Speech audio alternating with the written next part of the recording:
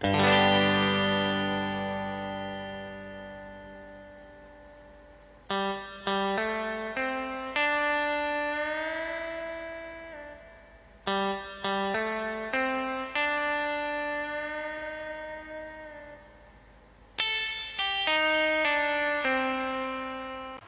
ini saya akan membahas bab 6, yaitu mendesain organisasi untuk lingkungan internasional.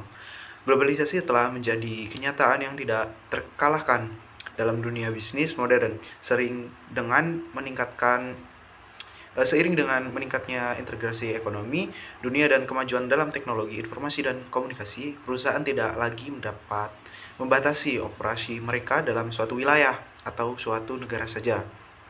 Bab 6 dalam buku Organization Theory and Design karya Richard L. Draft membahas secara mendalam mengenai bagaimana organisasi merancang struktur dan sistem mereka untuk bisa beroperasi secara efektif dalam lingkungan internasional yang kompleks dan dinamis. Dalam bab ini, Draft menyoroti tantangan yang dihadapi oleh organisasi saat go internasional, serta berbagai pendekatan desain organisasi yang dapat digunakan untuk menjawab tantangan tersebut. Kemudian ada tantangan globalisasi untuk masuk ke pasar internasional, yaitu menghadirkan banyak keuntungan seperti akses ke pasar baru, sumber daya yang lebih murah, serta peluang untuk diverifikasi resiko. Namun globalisasi juga membawa tantangan-tantangan yang signifikan. Organisasi yang memasuki pasar global harus mampu menghadapi perbedaan budaya, regulasi pemerintah yang bervariasi, tingkat persaingan yang berbeda-beda, serta risiko ekonomi dan politik yang tinggi. Salah satu tantangan utama adalah bagaimana merancang struktur organisasi yang mampu berkomodasi dengan keragaman dan kompleksitas tersebut, tanpa mengorbankan efisiensi dan konsistensi operasional. Motivasi menjadi organisasi multinasional, organisasi memutuskan untuk melebarkan sayap ke ranah internasional karena berbagai alasan. Beberapa didorong oleh kebutuhan untuk menurunkan biaya produksi, seperti dengan mendirikan pabrik di negara dengan biaya tenaga kerja lebih murah. Yang lain mungkin melihat peluang untuk meningkatkan pendapatan dengan menembus pasar baru yang berkembang pesat.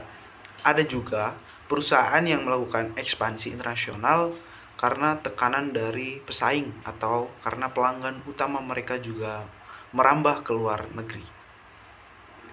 Kemudian, dalam kasus apapun, keputusan untuk menjadi organisasi multinasional akan berubah secara fundamental bagaimana perusahaan tersebut harus didesain dan dijalankan. Hal ini memerlukan pemikiran strategis yang mendalam dan pemahaman tentang bagaimana seorang manajer menyeimbangkan kebutuhan akan kontrol pusat dengan kebutuhan akan adaptasi lokal.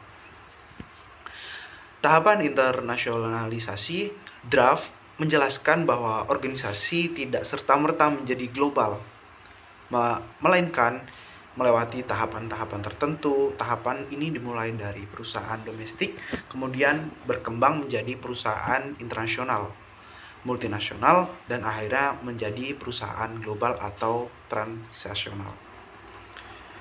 Setiap tahap membawa tantangan desain organisasi yang berbeda. Perusahaan domestik berfokus pada pasar lokal dan hanya sedikit atau tidak ada keterlibatan internasional.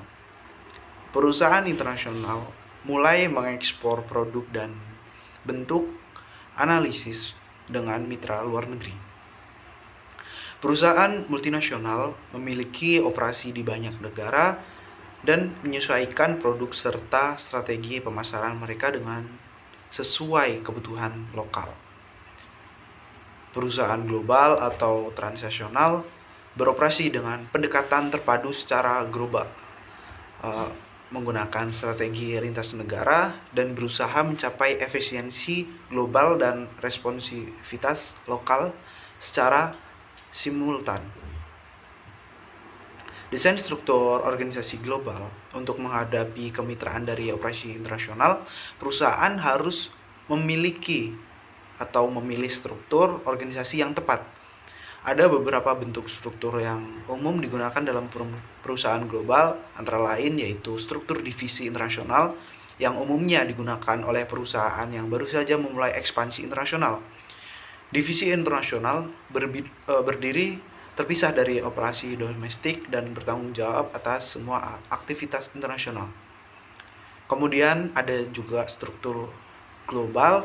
Dalam struktur ini, perusahaan mengorganisir unitnya berdasarkan lini produk atau fungsi yang bersifat global. Ini memungkinkan efisiensi tinggi dan konsistensi global, namun bisa mengorbankan kemampuan beradaptasi terhadap pasar lokal. Kemudian yang selanjutnya ada juga struktur multinasional. Dalam pendekatan ini, perusahaan mengorganisir unit bisnisnya berdasarkan wilayah geografis. Setiap unit wilayah memiliki otonomi yang tinggi dan bertanggung jawab untuk merespon kebutuhan pasar lokal. Kemudian ada juga struktur transaksional.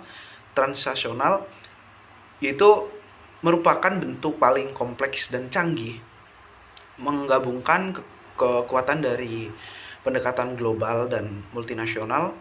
Struktur ini menekankan pada jaringan global dan kolaborasi lintas batas, memungkinkan perusahaan merespon lokal sambil mempertahankan efisiensi global. Serta di sini juga ada faktor budaya. Perbedaan budaya antar negara adalah salah satu aspek paling penting yang harus diperhatikan dalam desain organisasi global. Budaya mempengaruhi gaya komunikasi, gaya kepemimpinan, struktur otoritas, serta cara membuat keputusan. Misalnya, budaya di negara-negara Asia Timur seperti Jepang atau Korea cenderung menghargai hierarki dan harmoni. Sementara di negara-negara barat seperti Amerika Serikat atau Jerman, pendekatan yang lebih individualistik dan langsung lebih dominan. Organisasi global yang berhasil biasanya mengembangkan kompetensi lintas budaya dan membangun sistem pelatih yang membantu manajer dan karyawan untuk bekerja secara efektif dalam lingkungan lintas budaya. Koordinasi dan kontrol dalam organisasi global juga mengolah organisasi yang tersebar di berbagai belahan dunia, membutuhkan sistem koordinasi dan kontrol yang efektif.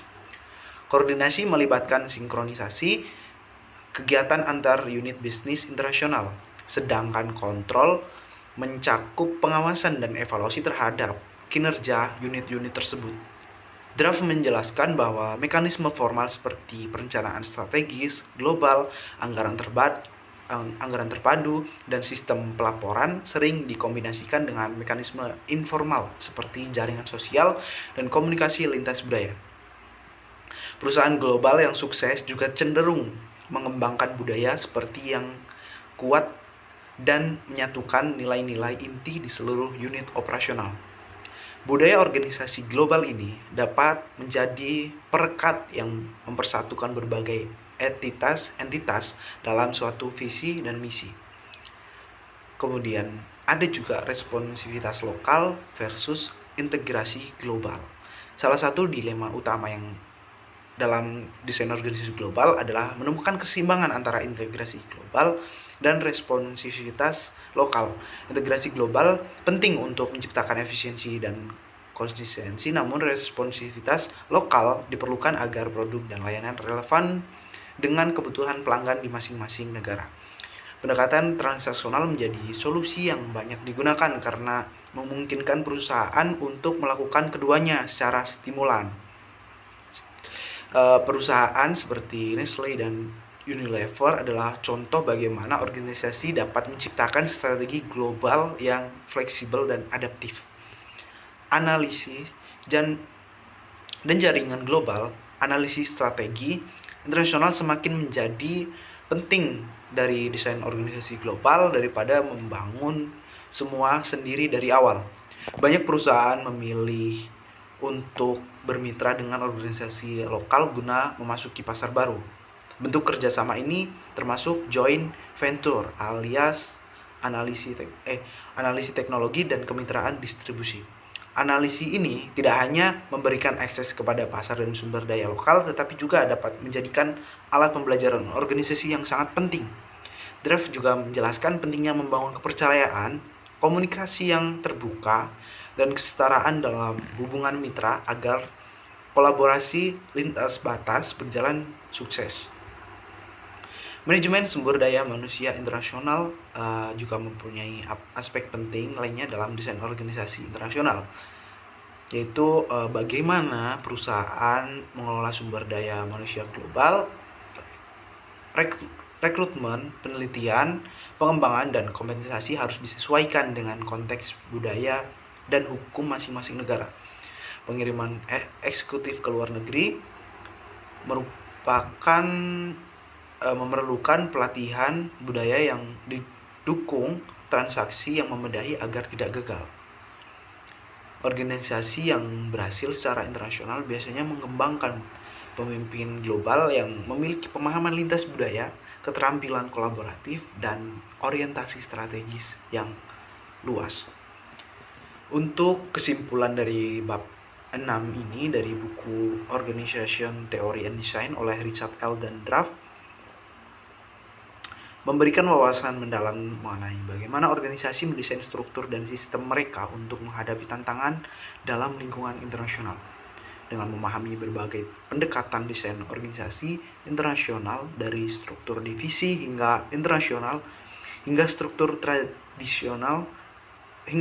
transnasional, perusahaan dapat memilih strategi yang paling sesuai dengan kebutuhan dan tahap internasionalisasi mereka. Dalam dunia yang semakin global, keberhasilan organisasi akan sangat bergantung pada kemampuannya untuk mengintegrasikan operasi global sambil tetap responsif terhadap perbedaan lokal. Hal ini membutuhkan pemikiran strategis, desain organisasi yang fleksibel, serta kemampuan manajemen lintas budaya yang tinggi. Organisasi global bukan hanya tentang menjual produk di banyak negara, melainkan juga tentang membangun sistem dan hubungan yang memungkinkan inovasi, efisiensi, dan keberlanjutan dalam jangka panjang.